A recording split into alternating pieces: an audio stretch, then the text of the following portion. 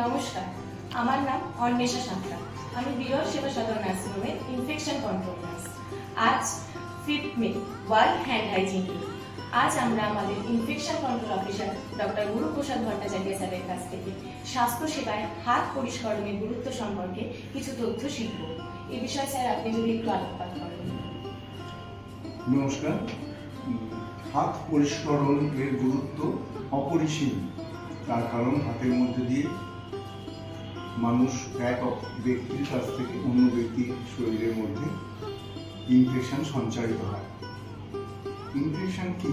Infection হচ্ছে শরীরের মধ্যে ভাইরাস, ব্যাকটেরিয়া ইত্যাদি আণুবীক্ষণিক জীবের বংশ বিস্তার। তাতে করে রোগের সৃষ্টি হয়, ইনফেকশাস ডিজিজ, এবং তাতে করে মানুষের মৃত্যু অবধি ঘটতে পারে। এবং এইসব জীবাণু কিন্তু পরিবেশে প্রচুর মাত্রায় আণুবীক্ষণিকভাবে বিরাজমান, মূলত ধুলোর মধ্যে, এবং আমাদের সারা শরীরে ত্বকের উপরে কয়েক লক্ষ জীবাণু স্বাভাবিকভাবেই থাকে। যদি আমরা অসুস্থ হয়ে পড়ি, সেই জীবাণু কিন্তু চরিত্র বদলে যায়। সেই জন্য আমি দুরকমভাবে বলছি। সাধারণ মানুষ যদি কখনো কোনো রোগীর পরিচর্যা করেন, তো জানবেন রোগীকে স্পর্শ করার আগে সাধারণ সাবান জলে হাত ধুয়ে স্পর্শ করা বা রোগীর অন্যান্য কাজ করা উচিত। হাতে যেন নখ না থাকে, তখন নখের মধ্যে প্রচুর ময়লা জমে থাকে এবং সেই ময়লার মধ্যেও জীবাণু থাকে। আর এমনিতে যারা নার্সিংহোমে কাজ করেন বা নার্সিংহোমে যান খুব ঘন ঘন, তাদের জন্য বলি, নার্সিংহোমে পুরো আবহাওয়াতে কিন্তু অনেক অসুস্থ মানুষ থাকে। সেই জন্য এই নার্সিংহোমে সাধারণ বাড়ির থেকে অনেক বেশি মাত্রায় জীবাণুর ঘনত্ব থাকে। সেই জন্য যদি কোনো আপনার নার্সিংহোমে যেতে হয়, ধরুন আপনি একটা লিফটের হ্যান্ডেল ধরলেন, সেই হ্যান্ডেলের মধ্যে কিন্তু অনেক ভাইরাস এবং ব্যাকটেরিয়া থাকতে পারে, এবং সেই হাতটা দিয়ে আপনি আপনার অসুস্থ আত্মীয় গায়ে যদি হাত দেন, তাহলে সেই জীবাণুগুলো লিফটের হ্যান্ডেল এবং আপনার হাত মারফত সেই অসুস্থ মানুষের শরীরে কিন্তু সঞ্চারিত হয়ে যেতে পারে।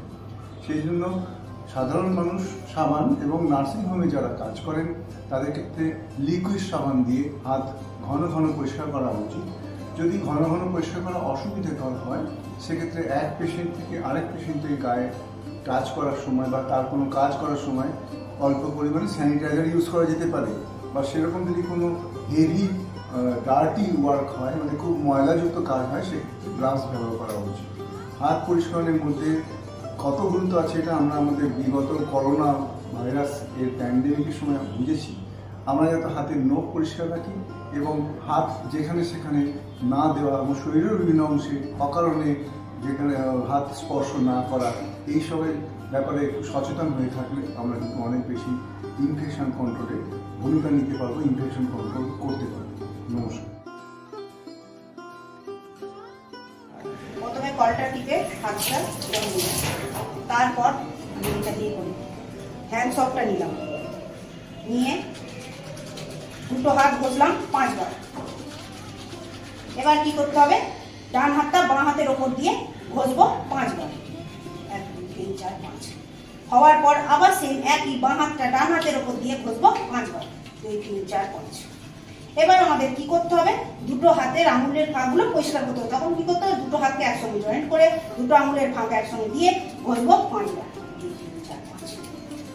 এবার আমাদের কি করতে হবে, গাঁটের মাথা পরিষ্কার করতে হবে। তখন আমাদের কি করতে হবে, হাত দুটোকে লক করে ডান হাতের বুড়ো আঙুল দিয়ে বাঁ হাতের গাঁটের মাথা পরিষ্কার করবো 5 বার।